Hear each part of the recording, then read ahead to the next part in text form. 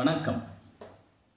ஒரு செயலை செய்ய முற்படும் போது அதிலே கவனிக்க வேண்டிய முக்கியமான கூறுகள் 3 உள்ளன என்று வள்ளுவர் கூறுகின்றார்.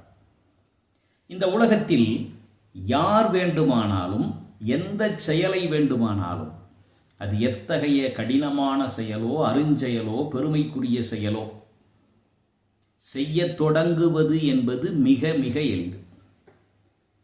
அதனால் ஒரு செயலை செய்ய தொடங்குவதில் எந்த பெருமையும் இல்லை. வள்ளுவர் என்ன கூறுகின்றார்? தொடங்குவது எல்லோராலும் செய்ய முடியும், அந்த செயலை முடிக்க முடியுமா என்பதைத்தான் முதலில் கவனிக்க வேண்டும். இப்பணியை நாம் மேற்கொள்கிறோம், இப்பணியை செவ்வனே நம்மால் செய்து முடிக்க முடியுமா? இதை செய்வதால் விளையக்கூடிய முடிவு என்ன என்பது நமக்கு தெளிவாக தெரியுமா? இதை முதலில் கவனிக்க வேண்டும்.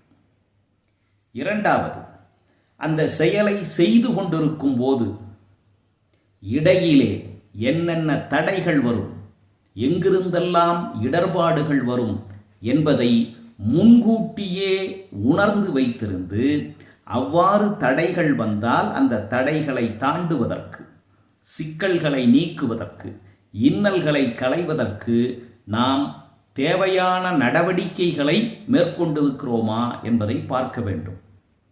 இடையில் வரக்கூடிய தடங்களை குறித்த எந்த முன்னறிவும் இல்லாமல் ஒரு செயலை ஒருவன் செய்ய தொடங்கும் பொழுது எதிர்பாராத விதமாக ஏதாவது ஒரு சிக்கல் உள்ளே நுழைந்து விட்டால் என்ன செய்வது என்று தெரியாமல் திகைத்து போய் அந்த செயல் அப்படியே நின்றுவிடும்.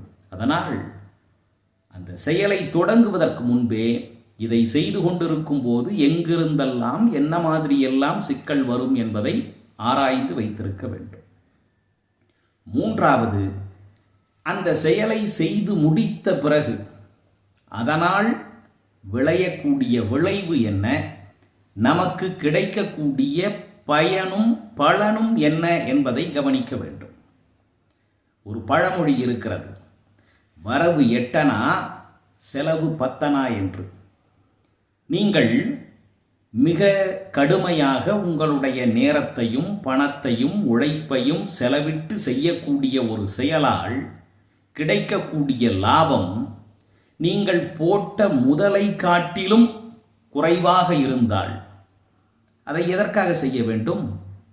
அதனால் இந்த 3 கூறுகளையும் கவனித்து எச்செயலையும் செய்ய முற்பட வேண்டும் என்று வினை செயல் வகை என்ற அதிகாரத்தில் வள்ளுவர் கூறுகின்றார். முடிவும் இடையூறும் முற்றியாங்கு எய்தும் படு பயனும் பார்த்து செயல். நன்றி, வணக்கம்.